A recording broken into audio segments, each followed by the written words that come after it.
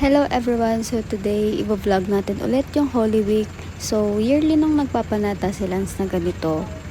So sasamahan natin siya ulit. Sumama lang ako humatid. Kumbaga hinintay ko na lang siya sa bahay nila kasi malayo at mainit.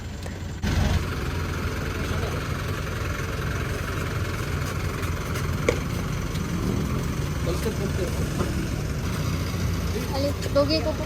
Magbalik ko. Red! Huwag lang magbalik. Ayan, nag-fishbowl muna ako habang hinihintay ko siya kasi ang tagal.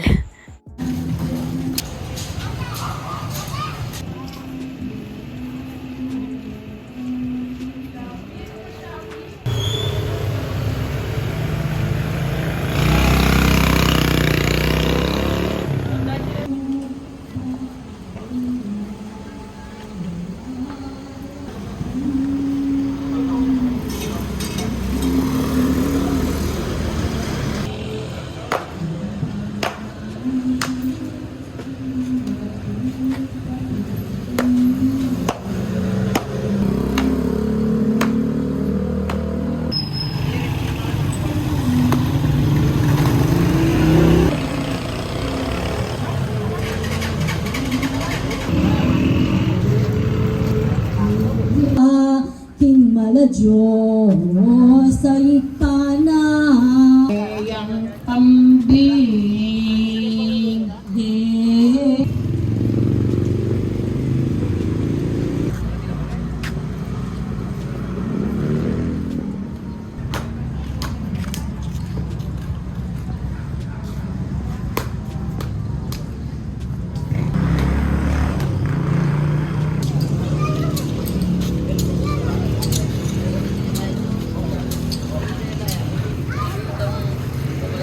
Hello guys, I'm home. So dapat doon ako matulog kina Lance pero hindi na. Umuwi na ako kasi ang dami kong dumating na parcel. Hindi, tsaka alis din kasi kami bukas. Bukas is Good Friday. Punta kami ng San Pedro Coton kung saan ginagawa yung mga sinakulo. So ayun, bumili ako ng pang painting, paint by number yung tawag dito. So ito, piningin ko siya kaninang hinihintay ko sila sa kanila kasi nakakainip pong maghintay. Tapos, ito yung isa, hindi ko pa ito na-paint. Ganyan yung itsura niya, guys. Diba? Hanggang sa Holy Week 10, nagbubudol-budol tayo dito. Kung gusto nyo lang mag-paint, paint. So, ayan, meron silang mga numbers. Tapos, meron na rin siyang paint na kasama. And brush. Ayun lang. So, ito guys, sa Shopee ko ito nabili.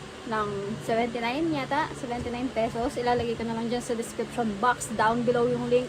Tapos, ito naman, bumili ako ng mga falsies kasi feeling ko masyado nang matanda yung mga Taiwan lashes. And ito yung mga nagvo-viral sa TikTok. Ayan, so bumili akong 3. Tatry ko muna to.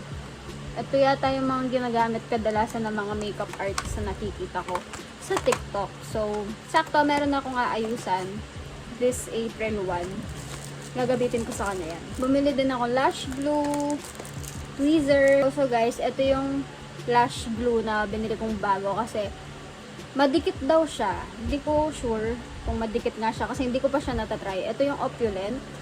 Para siyang dupe ng Polish kasi masyadong expensive ang Polish. 450 yata. And ayun, nagbubukas ako ng parcel ngayon. Actually, hindi ko na alam yung mga dumadating talaga araw-araw. Nasusurprise na lang ako.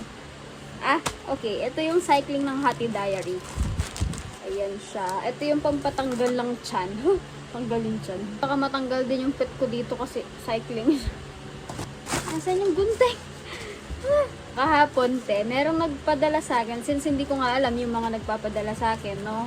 Tanggap lang kasi ako ng tanggap ng collab, eh. Kahapon, may nagpadala sa akin. Ayan, ilalagay ko dyan. Pinadalhan ako ng isang pirasong bond paper. Wala man ng trip nun kung sinadya ba or hindi sadya. Hindi ko sure. Hindi ko din alam kanino galing nun. Glow 21 Soft Hair Removal. Tatry ko na lang tong mga tote sa TikTok. Tapos meron siyang spatula. Magbe-bake tayo dito. Meron siyang kasamang compressed towel. Hindi ko na alam kung ano yung mga dumadating sa aking parcel araw-araw. Follow nyo na lang ako sa TikTok kung gusto nyo. Ayun lang guys, maliligo na ako kasi nalagkit ko na. Kanina pa akong umaga, afternoon nakabihis. Ayan yung eksena dito, te. Ang kalat, di ba? Hello guys! So today, punta na kami ng Kutod. Sobrang init doon, te. Dito pa lang sa bahay namin, sobrang init na. Paano pa doon? Ay, di, pumuputok pa lang. Blush on natin. Ayun, itutuloy ko na lang yung vlog ko doon. Tignan niyo yung pinit ko kagabi. Oh, pak. Now, sika dito. Kaya mo na ka.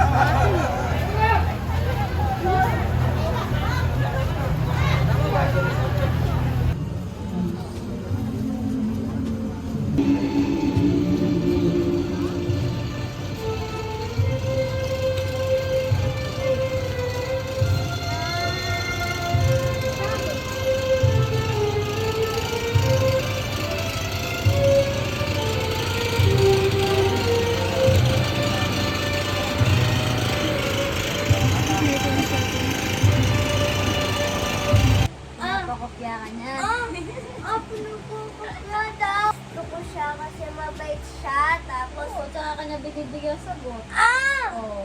Pag hindi ko nga gets yung lesson, tinuturuan niya ako. Pag di ko talaga gets, binibigyan niya akong sagot. Konti lang naman yun, number 1 lang yun sa kato. Ano mo naman eh, pagkalat mo. Nagkakalat ko talaga.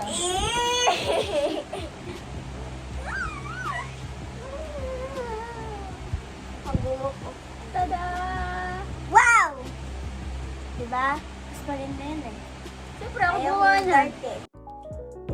Down, yeah. I've been feeling so down, yeah. Can you tell me why? Can you tell